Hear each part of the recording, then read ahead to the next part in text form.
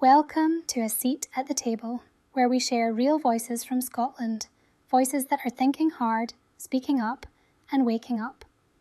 This episode, Final Call, the train to tomorrow is now departing. I was in Berlin, attending a science policy conference, the kind with rows of academics, EU commissioners, and wide-eyed postdocs talking about the future. I'd barely sat down when the European Research Commissioner unveiled it. A €500 million initiative, Choose Europe for Science. A bold campaign to attract the world's brightest minds. They're offering relocation packages, extended contracts, even codifying the freedom of research into law. This wasn't just PR. It was a clear signal to the world. Europe is open. And sitting there in that polished conference hall, I couldn't help but feel envious. Because I'm Scottish. I was born in Dundee, raised in the shadow of Ninewells Hospital, a child of the NHS and the red-bricked university spires. My parents, both teachers, instilled a deep respect for learning. They believed Scotland punched above its weight, that ideas mattered, that doors should be open to anyone with the curiosity to walk through them. But now, the doors are closing, and fast. While Europe is investing, the UK government, now led by the Labour Party under Sir Keir Starmer, is moving in the wrong direction.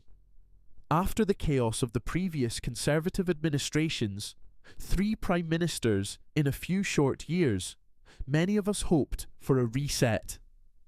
A real break from the anti-immigration, dog-whistle politics of the Johnson-Sunak-Braverman era. But instead, we've got more of the same, now dressed in quieter, technocratic language. Labour may have scrapped the Rwanda asylum flights, but their core message hasn't changed. They've kept the harsher visa thresholds. Skilled worker salary requirements are still sky high.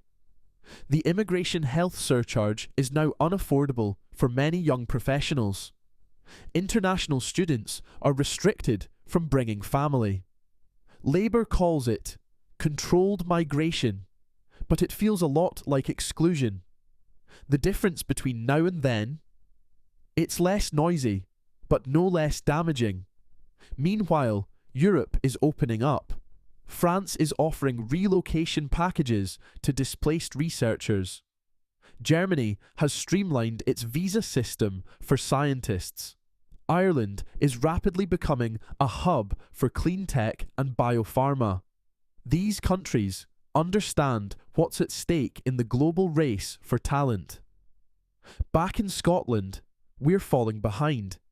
Our universities, St Andrews, Glasgow, Edinburgh, are world-class, but they depend on international researchers. In STEM fields, more than 30% of academic staff are from overseas. We need that diversity, not just for the sake of rankings, but to drive innovation and keep us competitive. And we're being held back by immigration rules we didn't vote for. Again, I remember talking with a colleague in Berlin, a senior civil servant from Westminster. He shrugged it off. It's about public confidence, he said.